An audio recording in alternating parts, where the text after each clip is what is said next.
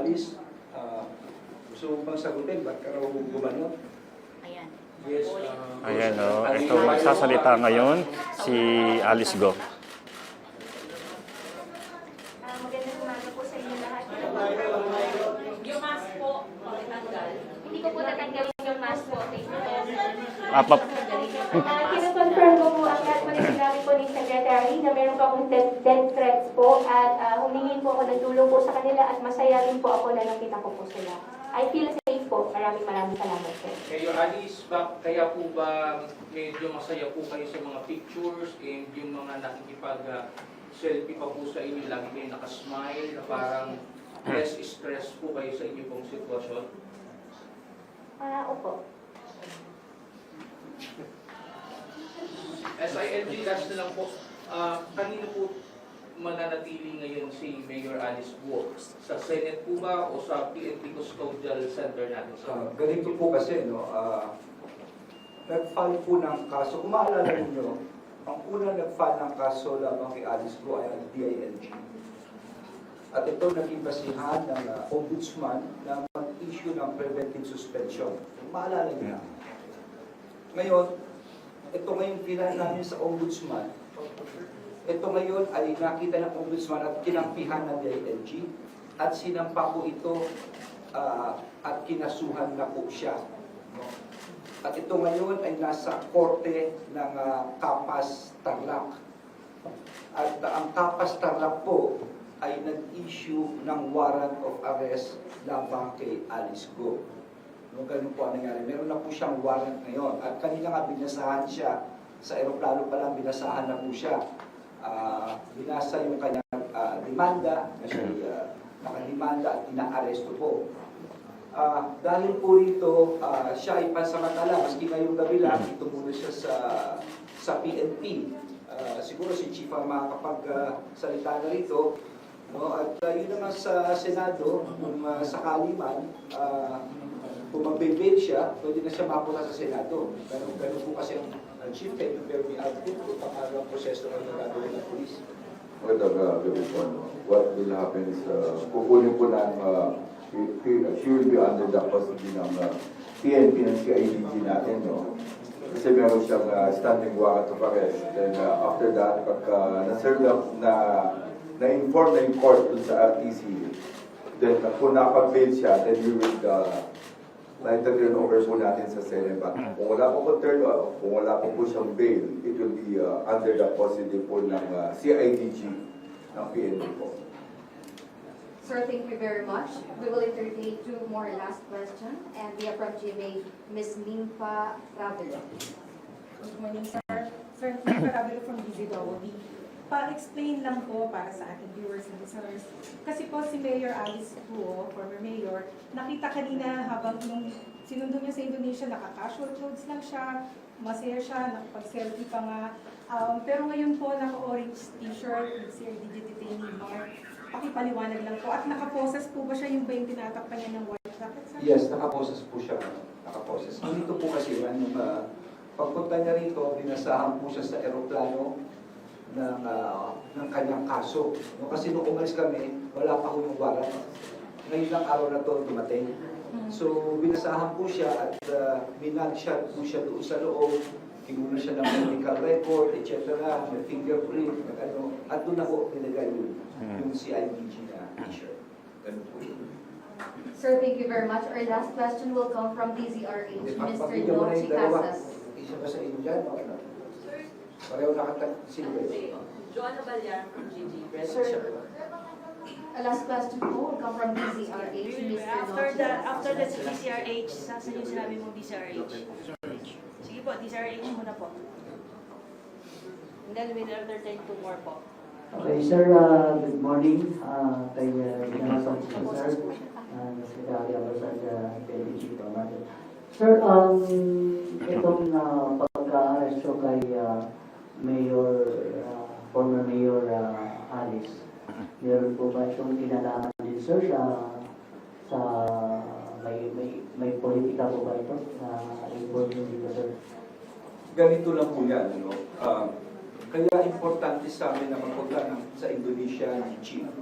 Kamukha na sinabi ko sa inyo kanina, wala kaming kasiguraduhan makukuha namin ang ulit ko. At ang mabigat doon kung babalik kami rito na hindi namin dala si Alice ko. Katakot-takot na kritisismo yan. Ngayon, bakit namin ginawa ito? Dahil ito yung proseso ng ating batas na dapat makuha siya ng kapulisyan. We were given a very tight time limit. Imagine, alauna ng umaga. Anong oras kami umalis dito? Inahabol namin yung alauna na yun. Mabuti na lang, sinabihan kami ron na dahil nakita nga na persistent kami, in-adjust yung time. In-adjust nila hanggang kinahapunan na. Kaya nakagalaw kami ng gusto at yung nga, nagkaroon kami ng meeting doon. Ngayon, katanungan mo, bakit gano'n? Well, yung nga ang sinasabi namin kay Alice, huwag kang matakot. Huwag kang matakot. Kung ikaw natatakot sa buhay mo, we will provide you all of the security ng kailangan mo, importante lang. Ituro mo ang mga taong malalaki dito. Lahat ng pangalan ibigay mo para magkaroon ng hustisya na rito at matapos na ito. Dahil yun lang ang bagay na talaga magpapaayos sa kanya. Sabi niya, totoo. May proseso tayo nito.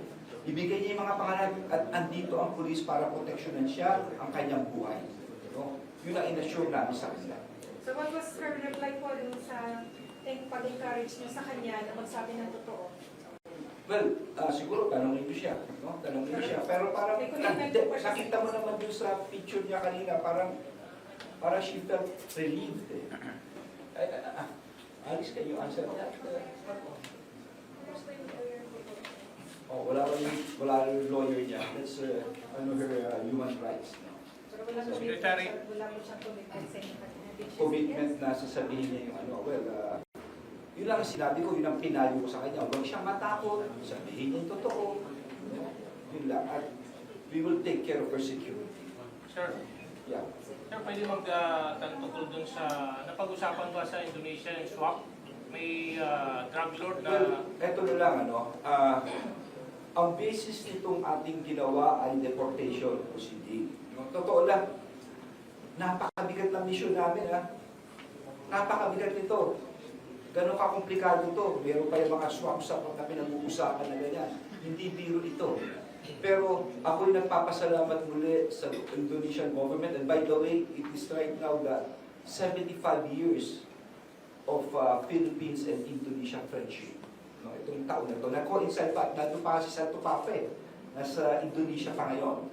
No? So, ang naging basis nito ay talagang ang deportation naman. Yun ang pinag-usapan namin. Okay? Sir, thank you po. Sir, we have one more question from DWIC, Mr. Joey Pineda. Sir, natutunan po ba kung sino po, paano po nakalabas, at kung mayroon pang taong nasa likod? Hindi na ho namin, kasi masyadong mabilis ang pangyayari, yung mga maraming tao, pangina, no? At totoo lang, bukod sa kay Chief, sa PNP, ando rin po, ang gusto ko rin pasalamatan, no, ang NBI at ang ating immigration, no? Kamukha na sinabi ko, nagpunta kami ron, hindi namin alam kung ang dagatan namin, kung kami ay makukuha o hindi. At naging parang masaya lang talaga na nakuha namin. Yun ang pakiramdam kanina na at last mission accomplished at maibabalik namin siya sa Pilipinas. Yun ang pakiramdam ng team kanina. Sir, yes sir, pwede po ba kay ex-mayor Goong, kung totoo pong nagbangka sila palabas ng Pilipinas?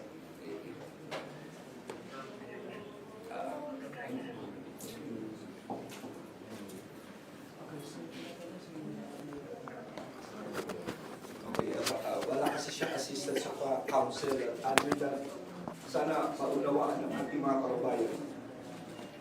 Meron tayong tinatawag na Miranda rights. No? Ito yung basta isang tao ay, of course, ay nasasakdal. No?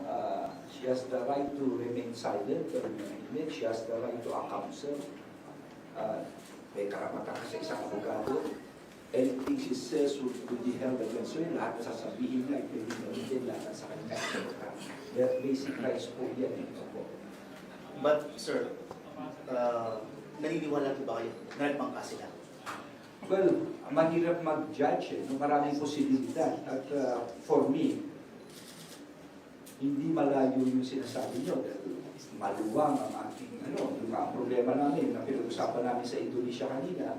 Dahil yung problema nila, kamukha sa atin, maraming isla, hindi tayo, maraming tubig. No? Kaya kung nga pala, bago ko makalimutan, Alice Go is just one case.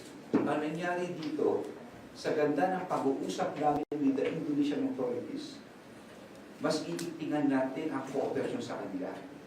Dalawang kaso na to, kay Cassandra Ong, no, at saka kay Sheila Go, ngayon kay Alice, at pinag-usapan namin na like drugs, smuggling, mga fugitives, magtutulungan ng gusto ang Indonesia at ang Philippines. And from time to time, mag-uusap. No? Chief, can you also give light to that? Yung pinag-usapan natin with the Indonesians? I just want to add kay Secretary, no? What happened kaya ito na nahuli is because of yung mutual agreement namin, mutual understanding between the Philippines and the Philippine National Police and the Indonesian National Police. Kaya kami hinahabol po namin ni Secretary kasi wala naman siyang kaso. Wala siyang kasong kriminal, it's only contempt.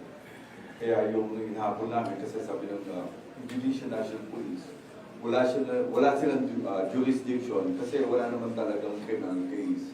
So what happened, hinahabol po namin and at least kahit na paano napag-usapan sila to take care of dun sa ano natin. And kaya nga, nagkakaproblema kami. Kasi since walang kaso, at nahihirapan na rin yung Indonesian National Police, kung paano na i-hold na matagal. At kung sabi mo, I just want to add, no, kaya nag-ismal kanina. In the first place, wala siyang kaso noong that time.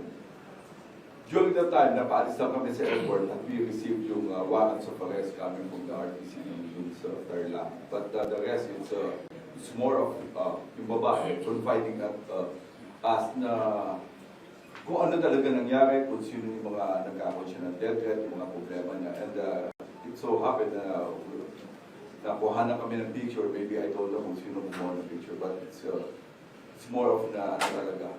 Natutuwa siya talagang iba yung first time na makikita si Secretary natin and he feels comfortable. And I guess ito po yung nangyari sa atin. So, ito po, it's more of sabi natin, it's cooperation. Ang nangyari po dito, I just want to add, no? Ang nangyari kasi dito, it's coming from, kaya nahirapan yung Indonesian National Police because from Indonesia, she went to Malaysia and Singapore. So, paikot-ikot. And they took, at sabi ko nga, it's really a God choice na chance na lang talaga nakuha nila. Ang, just they took a risk they opened one of the houses na doon nagtatago siya. Kaya yun po yung nangyari sa tama po yung sinasabi nila. It's really more of a mutual agreement between us. Kaya lang nga, sinasabi nga ng Indonesian National Police, you have to go there right away because they have no case. We cannot hold them for quite a while, more than 24 hours. So po yun, ito po yung nangyari ko sa Alice Go. Sir, thank you very much. Idadagdag ko lang, no? Ano na sa mga nakikinig ngayon? Napakahirap na maging puganti ka sa ibang bansa. Tandaan niya. At yun ang pinag-usapan namin sa Indonesia. Bakit?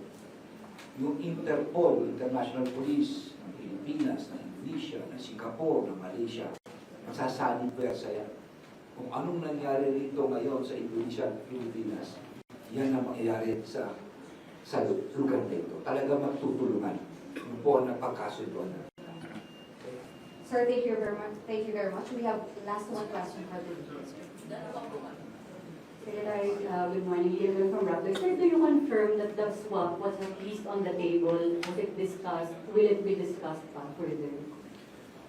Well, actually, yung swap na sinasabi ninyo is just hindi naman masyadong, hindi na pag-usapan eh. No? It was just bypassing lang na sinasabi lang nila na I think as far as Indonesia is concerned, it was mentioned that yung death penalty for that person, I think his name is As, no? Hindi nila kinukonsider. Pero it was never the basis nitong pagbalik kay Alice. Hindi dahil may swap. I want to make that very clear. It's not because of that. It's because of the deportation. Okay? One last. Sir Joanna Balyaran from GD Press. Sir, so you're saying kanina na you're going to protect Alice. So you're saying po ngayon na there are bigger people or syndicate behind her and she's not the No, leader no. of the crimes that she... Teka muna, do not put words into my mouth. Simple lang ang sinasabi ko. Sinabi ni Alice, natatakot siya sa buhay niya at kaya siya umalis dito sa bansa. No? Natatakot siya, kasi siguro natatakot siya. Sabi namin, natatakot, sabihin mo lahat at puproteksyonan ka ng pulis ang buhay mo. Ganun kasimple lang yun. Okay? Ganun lang kasimple yun. Ang importante, malaman natin ang totoo na nangyari dito. No? At ang importante na rin, dahil sa ganyang sitwasyon, magkaroon siya ng comfort na huwag siya matakot. Protektado siya as far as the PNP is concerned. Is she a Chinese fighter? I'm not sure. Hindi ko alam. Hindi ko talaga